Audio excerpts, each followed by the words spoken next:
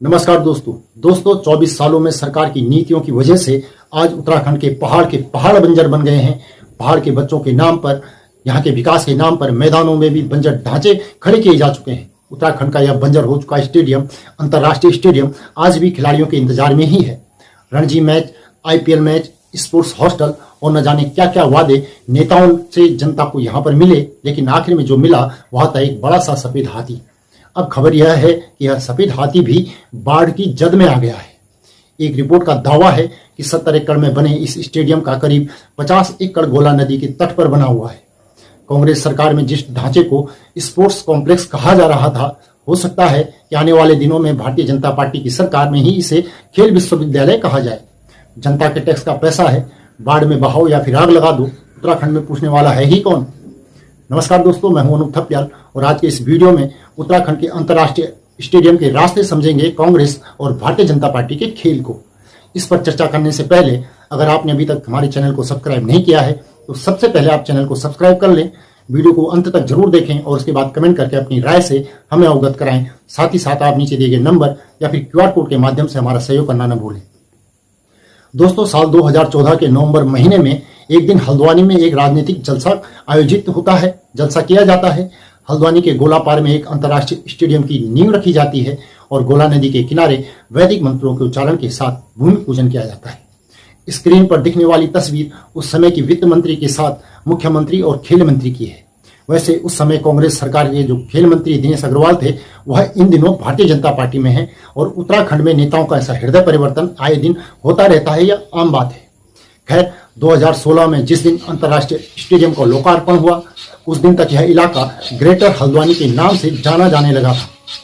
मतलब कांग्रेसियों के बीच में गोलापार अब ग्रेटर हल्द्वानी बन चुका था। खुशी का दिन था तो मुख्यमंत्री ने स्टेडियम के बगल में एक जू का पत्थर भी लगवा दिया और 9 साल बाद अब जू का जो शिलान्यास का वह पत्थर था वह शायद खोजने पर ही मिलेगा। लेकिन स्टेडियम के नाम पर एक बड़ा सा सफेद हाथी वह दूर से ही दिख जाता है। 2017 में जब से भाजपा की सरकार आई तो ग्रेटर हल्द्वानी फिर से गोलापार हो गया।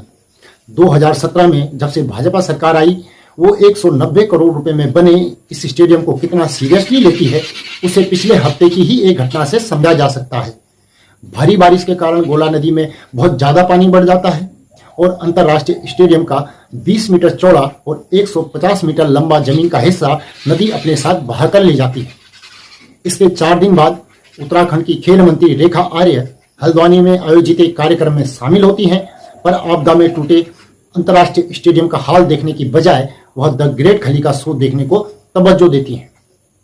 साउथ एशियन नेटवर्क और रिवर्स पीपल में छपी एक रिपोर्ट के अनुसार गोलापार का अंतर्राष्ट्रीय स्टेडियम 20 हेक्टेयर यानी करीब 49 एकड़ गोला नदी के फ्रंट प्लेन पर बना हुआ है। फ्रंट प्लेन किसी नदी के किनारे की वह जमीन होती है जो नदी में ज्यादा पानी होने के बाद नदी का हिस्सा बन जाती है। जाहिर है कि जब नदी में इतने नजदीक इतना बड़ा प्रोजेक्ट बनाया गया होगा तो इस बात को भी जरूर ध्यान में रखा गया होगा और इसके इंतजाम भी जरूर किए गए होंगे।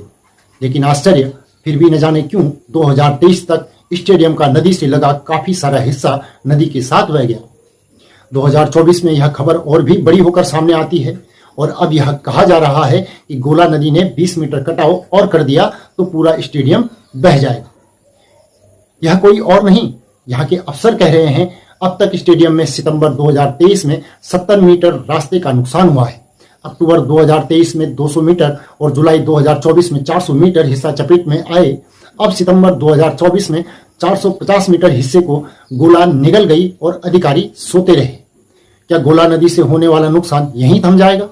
60 किलोमीटर पहाड़ों में चलने के बाद गोला नदी काठ गोदाम से तराई में बहना शुरू होती है और यह करीब 40 किलोमीटर उत्तराखंड में बहने के बाद इच्छा के पास सिरोली गांव से उत्तर प्रदेश में बहने लगती है और बरेली के तुलसी मठ के पास रामगंगा से यह मिल जाती है।